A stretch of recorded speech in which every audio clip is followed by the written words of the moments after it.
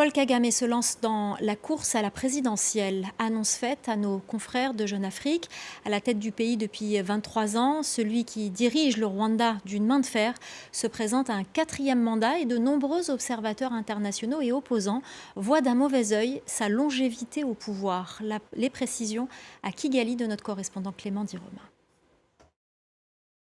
L'annonce est passée inaperçue au Rwanda, puisque les médias locaux n'ont quasiment pas relevé ce discret passage dans l'interview menée par Jeune Afrique du président Paul Kagame, au pouvoir depuis plus de 23 ans.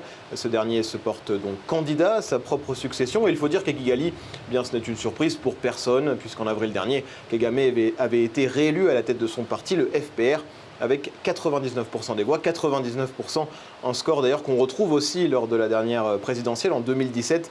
Le début de son 3e mandat, après avoir changé la Constitution en 2015 pour pouvoir se représenter et rester à la magistrature. Un changement appliqué suite à un référendum approuvé par les Rwandais à hauteur de 98% cette fois-ci. Alors ce maintien au pouvoir est toujours critiqué par ses opposants, des ONG et par des organisations occidentales. Kagame a d'ailleurs répondu aussi dans les colonnes de Jeune Afrique, je cite, « Désolé pour l'Occident, mais ce que ces pays pensent n'est pas notre problème ». Fin de citation. Le chef de l'État devrait se retrouver entre autres face à Franck Habineza du Parti vert, considéré comme la seule formation d'opposition autorisée dans le pays.